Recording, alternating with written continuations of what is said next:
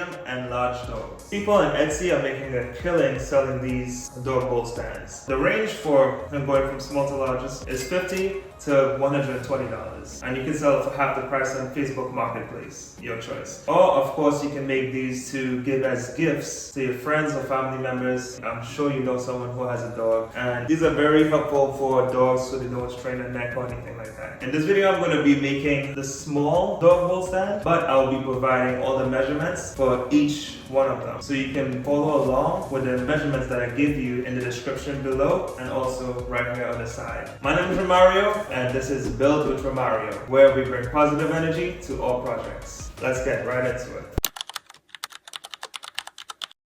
Okay guys, this is going to be a very simple build. As you can see, it does not have too much components. I'm just going to remove the top to show you guys how to assemble the base. As shown in the measurements that's needed, you'll need 4 5 3/4 inch pieces. Each one of them are 1 by 1 inch. You can pick up 12-foot length of 1 by 1 lumber at Home Depot or Lowe's for roughly $12, and then you can cut it up to these sizes. The middle of the sides are going to be 4 3/4 inch. The middle section is going to be 11 1/4 inch. I can show you here how it's assembled, and then we'll put it all together. I just use pocket screws to attach them to the sides. So 2 on the base to attach to the sides. First you'll be assembling the sides with more pocket screws. I hid them with some plugs, but it's not necessary. Of course you could barely see it, but it's not necessary. I got 2, one here. That's practically it to attach these into it. This one to attach to this, and screw it in. This to this, and screw it in. And then this side to the base, I'll screw it from the base. Same for the other side. And that's how you have the stand. Okay, you can decide to do it or not, to seal them or not. It is a nice cleaner look, but I don't think people really worry about that. Also, to attach the top portion, you can use pocket screws or you can just glue it on to the base. It shouldn't be a problem. For the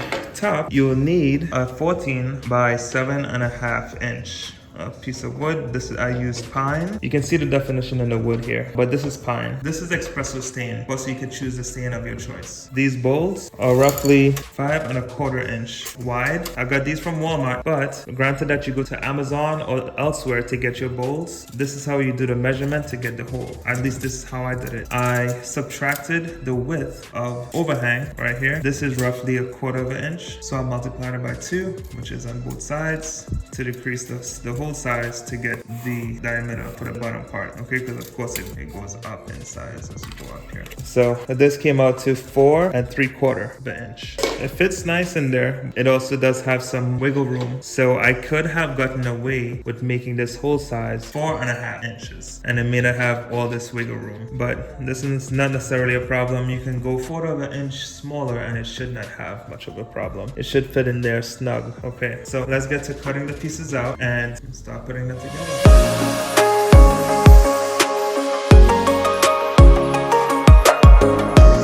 Now that we have all our material cut to size, let's go ahead and start putting in our pocket holes. Alright, I'll be using the Craig jig. You can get it from Home Depot, Lowe's, you know the spiel, Amazon. I can put a link below in the description if you want to get one yourself. If you have one, let's follow along.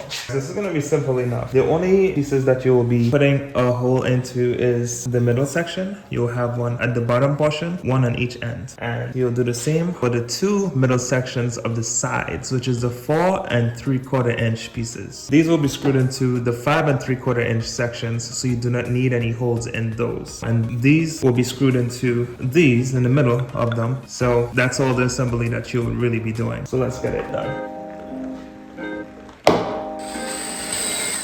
Just flip it over.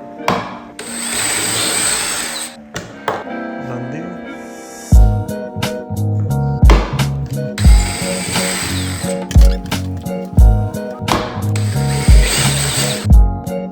So at this point, now that we're finished with putting our pocket holes, I would suggest you go ahead and paint the legs. You can either spray paint it, you can stain it, black paint, white, even brown looks good on the legs, so whatever your heart desires. I'm not gonna paint mine, I'm just gonna do this as a demonstration. You see how it looks with the white? I spray painted my finished pieces, but again, I'm just gonna show you how to get this all assembled, and you can decide on the color that you wanna go with. For the assembly, of course, you'll need 4 3/4 and 2 5 3/4 pieces. The middle section, which has the pocket holes, gonna lay in 1 inch up from the base of the leg. So what you're gonna do is on the inside portion where the middle section is gonna connect in, you're gonna make a mark that's 1 inch from the base. And that mark is going to signify the bottom of the middle section. How are you going to hold it to put the screw in? That's where the challenge comes in. So this is how we're going to do it. A clamp definitely helps with this screw in. I'm using this clamp, which is from Greg, the same one I got for the pocket hole set. And you could use other types of clamps as well. I'll show you how I'm going to clamp it. So this is going to be the inside portion where this comes in and connects. So make sure this is in the inside, you know, of how you organize it, of the orientation. Okay, so it's like this. I'm just gonna clamp this lined up. You can barely see the mark. Okay, so it's like this. I'm gonna get my screw drilled in here. The screws we're gonna use is 1.25 inches.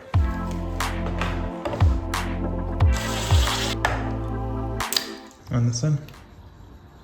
No problem. 1 inch up, and I'm gonna go ahead and do it on the other side.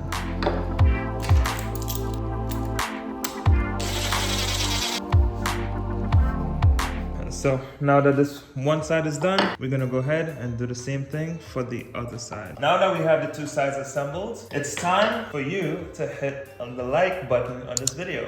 And if you guys are enjoying this content, I hope you guys will subscribe to the channel for more. All right, next up, next up is to putting the middle piece to connect both sides. And we're gonna do it in the same method that we connected these, by using a clamp to hold the middle piece in place while we screw it in. The two pocket holes on this middle section is going to be facing the bottom of the stand, so it's going to go in with the screws at the bottom. So just pay attention to that. You don't want to have it screwed where it's to the side or the top. Okay, we're trying to hide the screws as much as possible. Now to start, you're gonna make a little mark in the middle of each piece and just make a little line on the base as well. You can make the line here, make the measurement. The full length is 6 3/4. So we're gonna go 3 3/8. That's where this is gonna land. And why you're gonna make the little line on the bottom side is because once you place this on top, it's gonna hide that mark and you can see it still visible on the bottom. And you can eye the center of this or make a mark to the center of this piece, which is 1 inch. Well, the length is 1 inch, the width is 1 inch. So you can make a mark at 1/2 inch and line it up right here and then drill your screw in.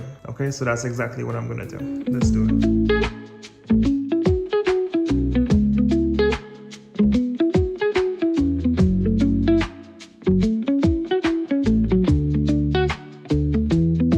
And there you go.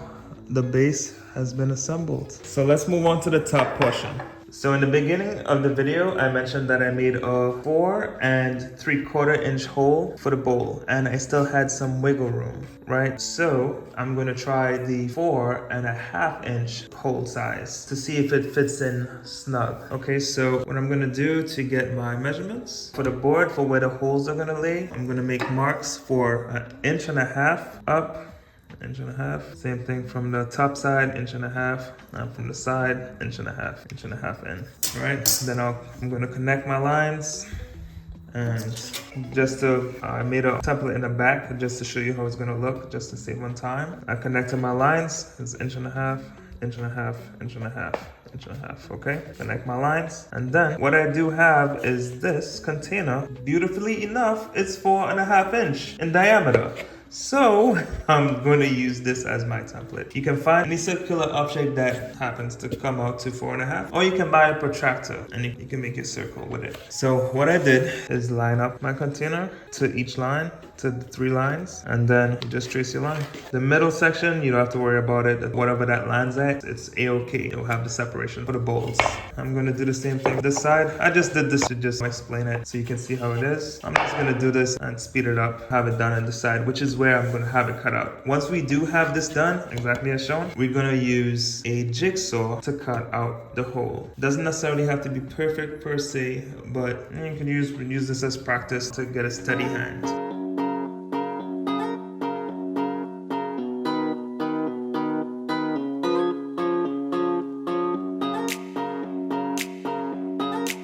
As mentioned, we're gonna get the holes cut out with a jigsaw. First, let's make a guide hole with just a drill bit, big enough for the blade to get through. And now, take our jigsaw and we just trace the line. You could try making this cut on some scrap wood before you do officially make it on this board.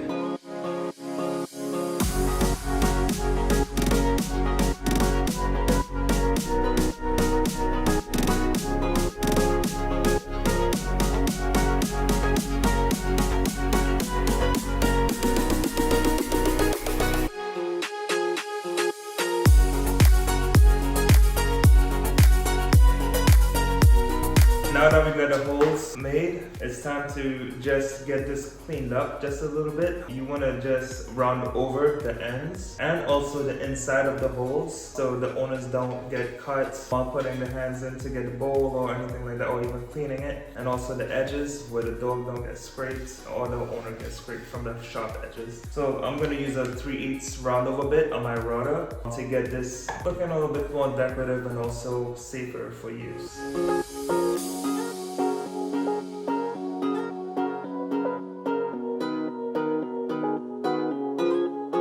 Alright, so time for the moment of truth. I did the 4.5 inch hole instead of the 4 3/4. Not much of a big difference in gap, is a 1/4 inch smaller, but let's see. It works, and it's still a little bit loose. There probably is still some room to go smaller, probably 4 1/4. Don't know if that's pushing it, but you can give it a try. I think I like the 4.5 pretty good because it's still some wiggle room. Shouldn't be hard to take the bowl out. What you will need to do, and I already went ahead and did a little bit of sanding off camera, is get this sanded properly. You can go from 100, 120, 150, 180, and you can probably stop there. And then you can get ready for your stain. Get this beautified. Once you have the stain on the top, then you're ready to connect it to the base. All you're gonna have to do is get the top evenly spaced on the stand itself, and you can glue it in. Don't have to do anything fancy. You could just put wood glue, and press it on. Make sure it's in place. Leave it there to dry, and then you have a dog bowl stand.